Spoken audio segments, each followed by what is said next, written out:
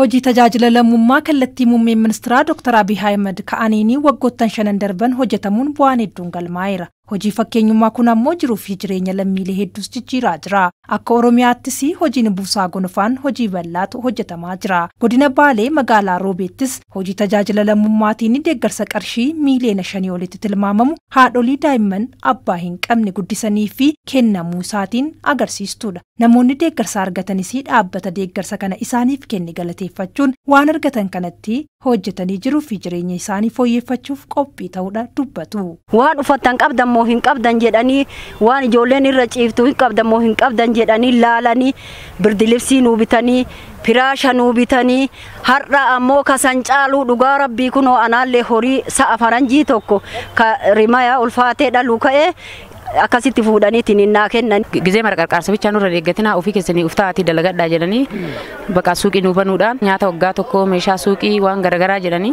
suuqiillee nurraa kafaluudhaan waan jajaa qarqaarsa guddaa nu godhanii. Kanumatti jiraannaa ka barsiisullee akkanumatti barsiise qarqaarsuma isaa kanaan barsiifadhee yoo nangaadha. Tajaajila lammummaa fi hojii buusaa gonfaa waqtii gannaa keessa hojjetamaa jiru namoonni baay'een fayyadamoo ta'aa jiru. Kanneen deeggarsa kana argatan ammoo gammadoo ta'uu isaaniiti kan himan. Adda waan naa kennan hoolota nuu kennanii hoolota 20 gargaarsa kana tiifadhee qallabadhee horsiifadhee keessaa bahuu qaba. Kaleessa ana qarqaarni tanlee Rabbi jedhe inshallah nama naa gaditti rakkina qabu hin qarqaaran jedhee abdii guddaadhaan furadhee ta'a. Yoo Rabbi fedhe gaafa inni naa dhale aanaan isaa kontiraata kennee buusii wayii qusannaa wayii birrii 200 qusadhee uf jijjiire ijoollee tiyyallee jijjiire nama qarqaaru ta'uu barbaada jedha. Hundeessaan dhaabbata gargaarsa biyya keessaa Yetim Children Care obbo Kamal Abdul Hakim dhaabbanni isaanii qorannoo gadi fagoo gaggeessuun fedhii hawaasni gaafatu bu'uura godhachuudhaani deeggarsa kana kennuudha kan himan. Kaayyoon deeggarsa kanaa maatii yetimaa daa'ima haadhaa fi abbaa hin qabne guddisan deeggaruu akka ta'e wayita deeggarsa kana kennanitti kan ibsan. Ammallee ijoollee gara bajaaf 74 biyya naannoo Sanaana fi Rooberraa qabna.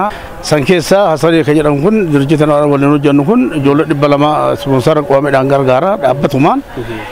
Amma immoo ijoollee kanaaf yookaan immoo hawwatu kana filannee irra deebinee maal hojjechuu dandeettan jennee gaafanne keessattuu warra umriin isaanii dalagaaf ta'u warra bootan isaanii dalagaa mijatu waan isaan barbaadan gaafannee jenne booda jara kanaaf tokkoffaa akka of danda'anii nama biraatti illee yookaan immoo ijoollee lama irraa gargaara 5 jaamana keessa jira ijoollee sanis akka wanni kun gargaaru isaanii dalagallee akka baratan harka namaatirrallee akka bayan ka godhu. Itti gaafatamtuun waajjira dhimma dubartii fi daa'imman godina Baalee Adde Roobdaa Jaarsoo tajaajila lammummaan hojiin hojjetamaa jiru namoota harka qalleeyyii ta'an deeggaruun nama birattis waaqa birattis hojii galateeffamu akka ta'eeruun hojiin kun ganna kanattis itti fufaa jedhan. Hojii baay'ee jaalatamaa nama birattis rabbii birattis fudhatama guddaa qabudha. Akkasumas hojii keenya tajaajila lammummaa wajjinis wal qabata hojiin hadha hojjetamee hojiin keenya tajaajila lammummaa keessattuu dubartoota ta'ee nama harka qalleeyyii ta'eef daa'imman maatiin isaanii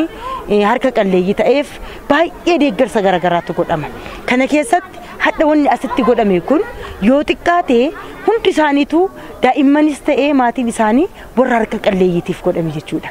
Qaamolee deeggarsa kana taasisan galateeffachuun tajaajila lammummaa kana keessatti dhaabbileen misoomaa fi lammiileen biyyattii hunduu gahee isaanii akka baachuu qaban dhaamaniiru Adde Roobdaa Jaarsoon. Dinagdeedhaan dubartoonni keenya akka ijaaramuu dandeettu.